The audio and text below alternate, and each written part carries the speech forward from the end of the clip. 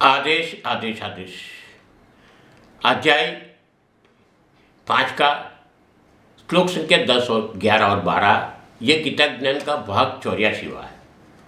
भगवान श्री कृष्ण के द्वारा कर्मयोगी के लक्षण समझाते हुए कहा गया कि सब प्रकार के कर्म इंद्रियों द्वारा होते हैं, पर उसमें खुद को कोई मतलब नहीं है। ये निष्काम भाव से काम करना है, यही चरण सीमा है कर्म की, जो समझने लायक है। खाते पीते सोते उठते, यहाँ तक बोला कि श्वास लेते हुए भी एक ही चीज़ ख्याल रखना है कि ये इंद्रियों का काम है, हमें कोई लेन देन नहीं है। आगे भी कर्मयोगी के लक्षण बताते हैं, हम चर्चा करेंगे। निर्लेप कैसा रहना है वो भी बताएंगे। 10वें श्लोक में बोलते हैं, कर्मयोगी सभी कर्म फलों को ईश्वर को समर्पित करते हैं। निष्काम भाव से कर्म करता है तो उसको पाप कर्म कभी स्पर्श नहीं कर पाते। जिस प्रकार कमल के पत्ते को जल भी कभी स्पर्श नहीं कर पाता। कर्मयोगी निष्काम भाव से शरीर, मन, बुद्धि और इंद्रियों के द्वारा केवल आत्मा की शुद्धि के लिए कर्म करते। 12वें श्लोक में बोला है, कर्मयोगी सभी कर्म के फल को त्याग करके परम शांति को प्राप्त होता है, और जो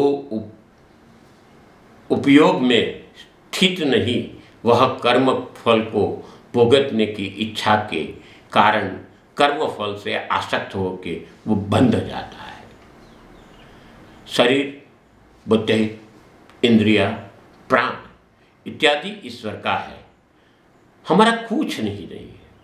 हमारे द्वारा होती हुई क्रियाएं भी हम निमित्त मात्र है। ये करता हूँ, हम गलत सोचते हैं। हमारा उस पर कोई अधिकार नहीं है, क्योंकि परमात्मा की भेंट है शरीर, मन इत्यादि। मगर क्यों मिली है, लोगों को ये पता नहीं है।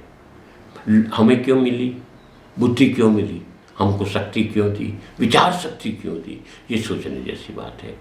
हमें समाज की सेवा के लिए और सृष्टि के रक्षण हेतु हमको ये सब दिया गया है। हमेशा ख्याल रखना है कि जो कुछ भी प्राप्त हुआ है उसमें परमात्मा की प्राप्ति करनी है। तो हम लोगों को निस्वार्थ भाव से सेवा करनी है। इस प्रकार से सृष्टि की रक्षा भी करनी है। पेड़ पौधे से लेकर पशु पक्षी तक, यानी जीव मात्र की सेवा करनी है। यह मैं करता हूँ, ये कर्ता भाव या फल की अपेक्षा नहीं होनी चाहिए। जो कुछ भी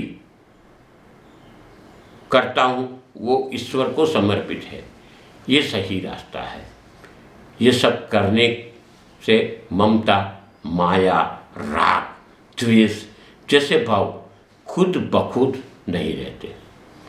कोई भी मनुष्य जानते हुए या अनजानपन से पाप तो करता ही है, इसमें कोई अलिप्त नहीं है, इसमें कोई संदेह भी नहीं है। मगर भगवान श्री कृष्ण के बताए हुए रास्ते से स्नेह स्नेह पापों से मुक्ति मिलती है। ये मनुष्य संसार में होते हुए भी कमल की पंखड़ी की तरह रहता है और निर्लेप रहता है। जब मनुष्य कर्मफल से दूर रहता है तो मन में से राग, द्वेष जैसे शत्रु दूर हो जाएंगे। परिणाम स्वरूप अनंत शांति के अनुभव की प्राप्ति होती है। मगर कर्मफल कितने प्रकार के होते हैं वो समझना जरूरी है।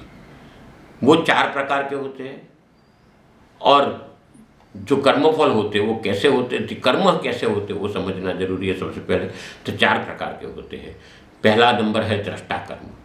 जो कर्म करने से तुरंत ही फल की प्राप्ति हो वो दृष्टा कर्म है। जैसे कि हमने खाया तो तृप्ति मिल गई, पानी पिया तो तरस छिप गई। दूसरे नंबर पे आते हैं अदृष्टा कर्म। कर्म करने पर जिसका फल कब मिलेगा पता नहीं है, शायद अगले जन्म में मिले, ये अदृष्टा कर्म है। तीसरे नंबर पे आता है प्राप्त कर्म। प्रारब्ध हमारा जो होता है वो प्रारब्ध के अनुसार वर्तमान में मिला हुआ शरीर, जाति, धर्म, धन, संपत्ति, अनुकूल या प्रतिकूल परिस्थिति इत्यादि जो कुछ भी है वो प्राप्त कर्मों की देन है। चौथे नंबर पे आता है अप्राप्त कर्म। प्रारब्ध कर्म के उपलक्ष्य में अनुकूल या प्रतिकूल परिस्थिति जो भी भविष्य में मिलने वाली है उसको अप्राप्त कर्म का है। यह त्याग की बात आती है। दृष्टा कर्म का आग्रह नहीं रखना है, मिलने पर खुशी भी नहीं रखनी और ना मिलने पर दुख भी नहीं बताना है। अदृष्टा कर्म की आशा ही नहीं रखनी, प्राप्त फल में ममता नहीं रखनी है। प्राप्त कर्म होता है उसके अंदर ममता नहीं रखनी है, मिलने पर भी वहाँ खुशी नहीं रखनी है, ना मिलने पर भी दुख नहीं होता है।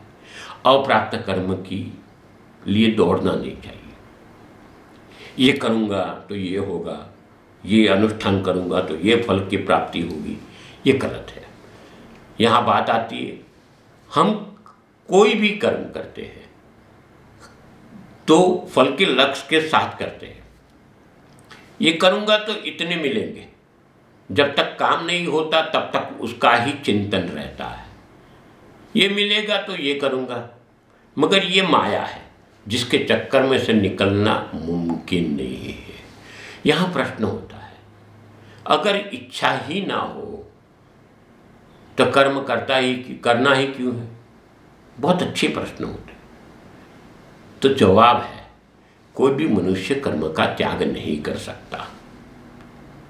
दूसरे और तीसरे अध्याय में भी ये चीज बोली है, अकर्म कोई नहीं रह सकता, चाहे कर्तव्य हो या दूसरा कारण हो।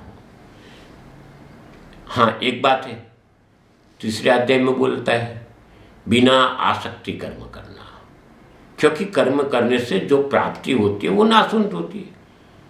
यहाँ एक बात आती है, इस पृथ्वी पे हमारे पुराणों के अनुसार, हमारे धर्म शास्त्रों के अनुसार 2 सोने की नगरियाँ थी। एक लंका थी और दूसरी द्वारिका थी। लंका में अनिति थी तो वो जल्दी ही अवधि पूर्ण हो जाती है और जल जाती है। भगवान श्री कृष्ण के द्वारा ही स्थापित सोने की नगरी द्वारिका थी, मगर वहां नीति थी फिर भी डूब गई। समझो, ये समझने वाली बात है कि जिसकी रचना होती है उसका नाश होना नक्की है। ये चैनल को आप सब्सक्राइब करिए, ये वीडियो को लाइक करिए, लोगों तक पहुंचाइए। यहाँ सनातन की गीता की बात छनावट के साथ होती है। आपके सहकार की हमें अपेक्षा है। आप सबके जीवन में धन्यता बनी रहे, आप सबके जीवन में आनंद और उल्लास रहे, ऐसे शुभकामना के साथ भगवान श्री कृष्ण और गुरु गोरक्षनाथ जी को प्रार्थना करते हुए अस्तु शुभम भवतु।